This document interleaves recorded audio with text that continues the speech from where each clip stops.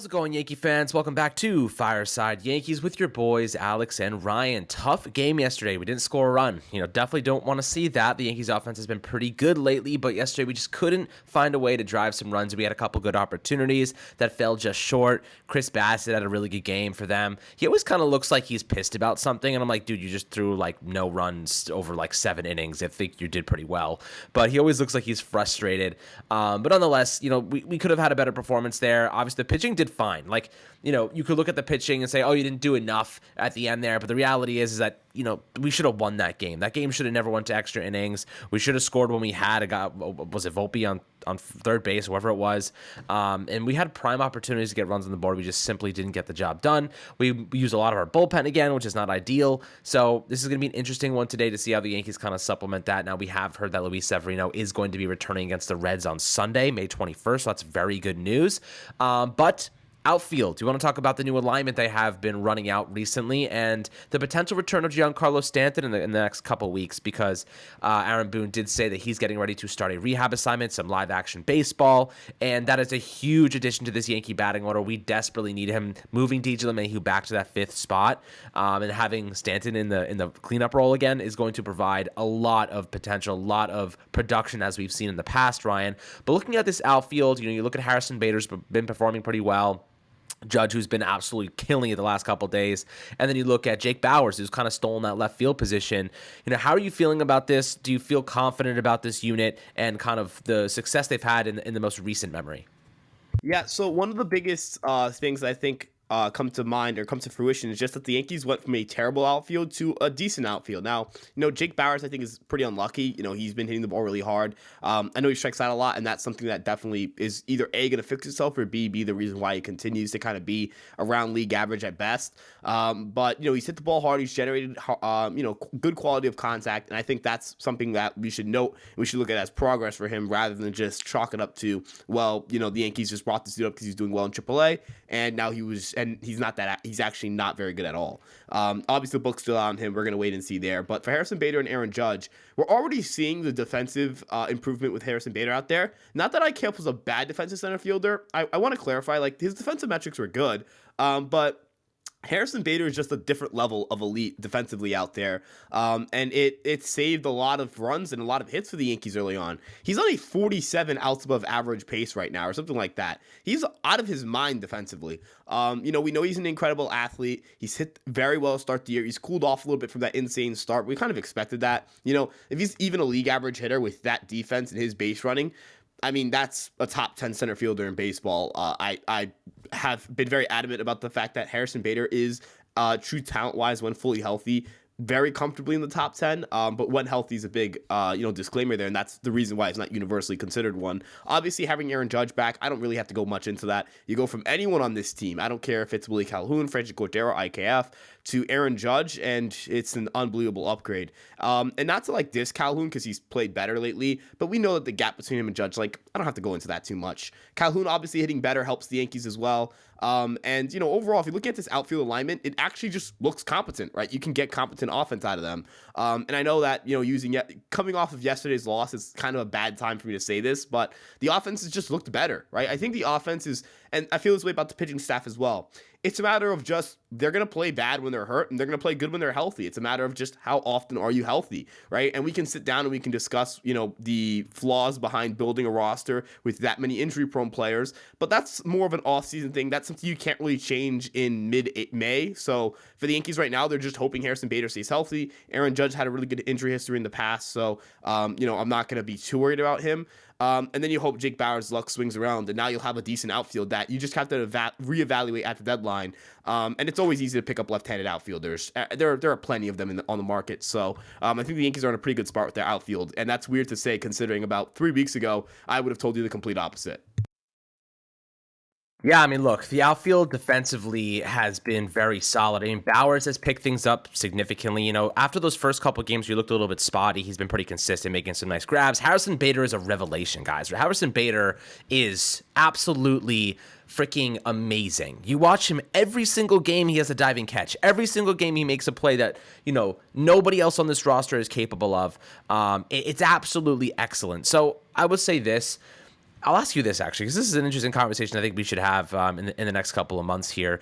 Is there a good argument to make that Harrison Bader should be extended? Because right now, you look into the near future, we don't really have a center fielder. Jason Dominguez profiles better as a left fielder. I think there's a very real possibility we see an outfield that looks like Judge in right, Harrison Bader in center, and Jason Dominguez in left field in 2024. I think that's actually pretty realistic right now. But do you think that Bader is someone you'd be willing to extend? I know we've kind of touched on this in the most recent past, but the way that he plays, the defensive value he offers, and his offense has been pretty solid. I think it's hard to ignore the fact that he's better than anything that we would have, and the market's probably going to be pretty thin for outfielders next free agency period. So maybe it's better that we just keep him around.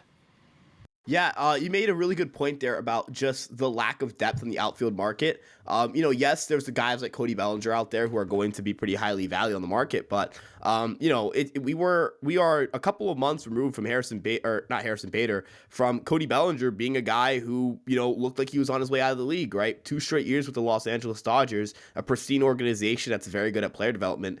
He was terrible for those 2 years. So how much money do you feel comfortable giving him on the market?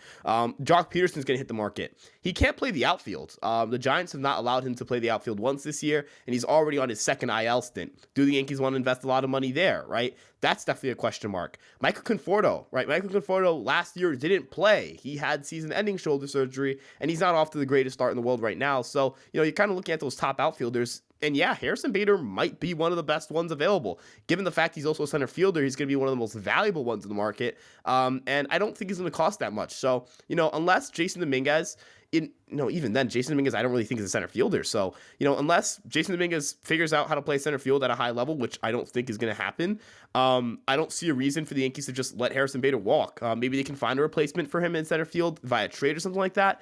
But who is that guy, right? Do you want to spend more assets on a center fielder this deadline to build for the future? Is that center fielder going to play left field with us, or are they going to play center field with us? Who even is that guy, right? I think the Yankees are kind of in a spot where they might just have to extend Harrison Bader, not because they necessarily want to or necessarily feel like that's the exact player mold that they want, but because they don't really have many better options. This is a win now team that you can't punt next year away. Everson Perez had a good start to his month of May, but again, can you rely on him to cut his strikeouts down? Will he be traded at the deadline for a big piece? You can't sit here and start selecting guys in Double-A to start filling in holes in your major league roster for next year, especially for guys who are proven major league talent. So, if Harrison Bader can consistently give me about 100 to 120 games of baseball, I think I'll live with whatever contract extension he gets. I think the market is going to devalue him because of his injury history. So I don't think we're going to be looking at like a situation where the Yankees give him $160 million and he doesn't play. I think it's more going to be like, hey, the Yankees give him like $50 to $60 million for the next 2 to 3 seasons, something like that. Yeah, absolutely. I mean, look, it's possible we extend him. The problem is, you look at the injury history and you wonder, is he going to be reliable? I do think he, you have to live with the fact that he's going to miss time. Like Harrison Bader, that's just traditionally what's going to happen. He's 28 years old though, so he's in the middle of his prime. But if you look at his past couple seasons, he played 86 games last year, 15 this year already. I know we already were like 40 something games. He played 103 in 2022, but 21. Sorry. The last time he played over 120 games was back in 2019. So like every year he's getting hurt. Like every year you're dealing with these issues. But when he is healthy, you're getting an elite defensive center fielder and a player who, offensively can offer value. I wonder what the alternatives will be, right? Because you still have Spencer Jones climbing the system at a very brisk pace. I don't think he's ready next year. I think you're probably looking at more of a 2025, maybe mid-2024 promotion if he's in AAA and doing really well. He's getting elevated pretty fast now, so it's definitely possible.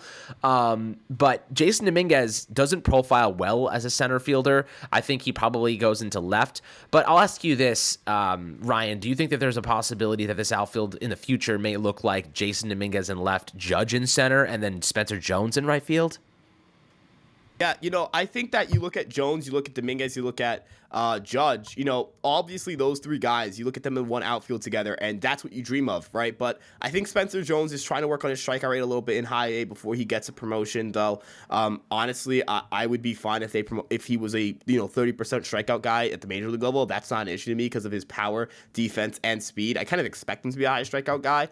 He's also a bigger guy, and data would suggest that it's really hard to prevent strikeouts at that tall of a height because because called strikes usually don't go your way. We've seen this with Aaron Judge, and that can present some issues. But Jason Dominguez seems like he can legitimately have a shot at playing for the New York Yankees, to start 2023. And I think he can be this team's future left fielder. So I don't think we're too far away from seeing that. I don't think we're, speculating on guys who are, 3 or 4 years away. I think we're speculating on guys who, Spencer Jones, again, depends on how healthy he stays this year and how well he continues to perform. But if the Yankees feel like his strikeout rate's below, let's say 30-something%, and he's continuing to hit, he'll be in Double-A, right? If he hits well in Double-A, AAA is not going to be a long stint for him. The Yankees have shown, with Volpe that they're willing to let that be a short stint. Even Oswaldo Cabrera didn't have a lot of time in AAA. It's not like he played a full season there. I think he had under 100 games in AAA before he got the call. Jason Dominguez has a 124 WRC plus this year. He's hit a lot better in the month of May. He continues to look like an excellent base runner and has an excellent eye. I think you can agree with me here. Spring training was just so impressive for him, right? He just looked so good in spring training. And that comment by Aaron Boone, really, it sticks in my head. The one where he, mentions that he doesn't plan on sending Dominguez down again in the future. It tells me this organization's ready to give him the leash and the reins in left field if need be. And he's talented enough and he's excellent enough and he's patient enough and smart enough of a baseball player to be the type of guy the Yankees trust to that extent. So I don't think it's that unrealistic. I don't think we're thinking too far ahead here. I think that is what the 2024 September outfield could look like on a certain day. Yeah, it's going to be exciting. This outfield has so much talent in the future and some big decisions the Yankees do have to make. But right now, Harrison Bader's on this team. Aaron Judge is on this team. And of course, you have Jake Bauers. Let's discuss him for a minute here. Do you feel confident Jake Bauers can be a starter moving forward? Do you think that there is maybe what's the probability, what percentage probability do you think there is that general manager Brian Cashman goes out and says, you know what, we need to upgrade left field? Whether it is a Cody Bellinger, whether it's somebody, it's hard to say. That the options are kind of thin at the very moment.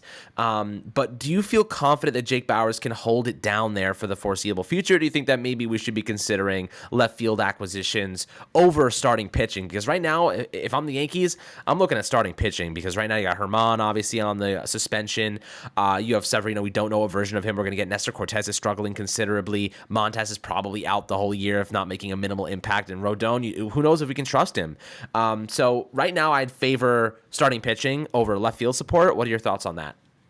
Yeah, I think Jake Bauers his ability to start or not is going to determine this, right? Whether the Yankees acquire an outfielder or not is really going to be based on Jake Bauers.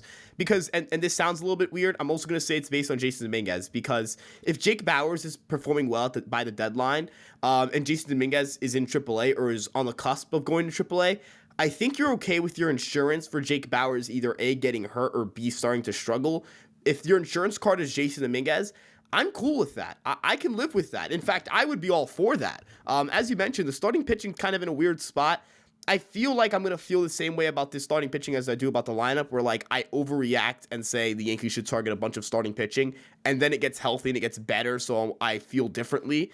And that's kind of the ups and downs in baseball. If you ask me right now who the Yankees will acquire at the deadline in terms of position groups, I'd say it's definitely going to be in the bullpen. They always acquire relievers every single year, but I do think they acquire at least a depth starter, just someone to help them to make sure, they can keep Schmidt in the bullpen and develop him as a reliever, to keep Brito in AAA and allow him to develop a breaking ball, to allow them to do things that are best for the futures of those two pitchers, who are still young pitchers, who are still inexperienced pitchers, and still have futures in the league, but maybe just not where they are right now.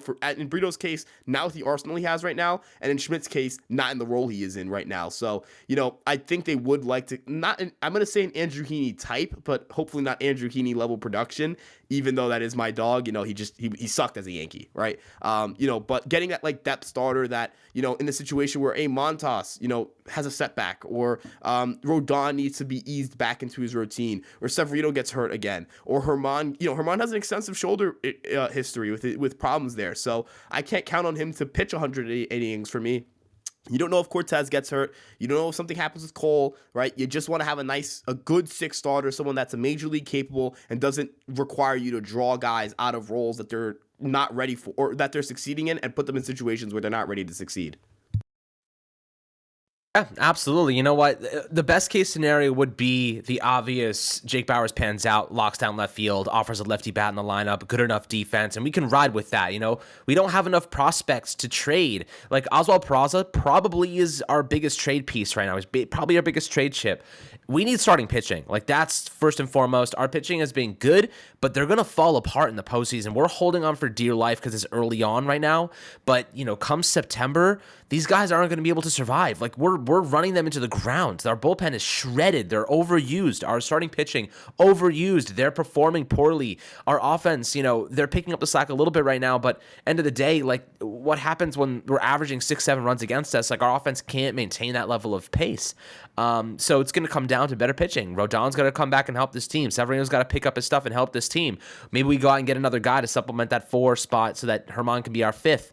There is a lot to be determined here, and ultimately I am worried about the starting rotation and what's going to happen because of the injury concerns. But guys, I'd love to hear your perspectives about this. Do you trust left field and Jake Bauers? I think that's ultimately their new starting alignment right now with Harrison Bader in center, Judge in right, and Bauers in left field for the time being. I value the starting pitching a little bit more than the left field spot at this current moment, but we'll see how the Yankees address this moving forward and what kind of prospect packages they're willing to part with, because we used a lot of our trade chips last year in Wesneski and Waldachuk, and Volpe's still on this team. We're not trading him. Jason Dominguez is not being traded. Spencer Jones, I don't even think is being traded. So I don't even think Austin Wells, maybe he's a valuable piece you can move, but who knows? The Yankees do have some pieces that they could consider. Everson Pereira. You do have Trey Sweeney. You do have Elijah Dunham. There are pieces that could be on the way out. Will Warren just got promoted to AAA. I don't think you want to move your top pitching prospect right now after getting rid of 2 of them last year. But the Yankees have ammo. Just a matter of how much of it they're willing to use. Always happy to hear perspectives below in the YouTube comments. Make sure to like and subscribe as always. And we'll catch you guys on the next Fireside Yankees episode.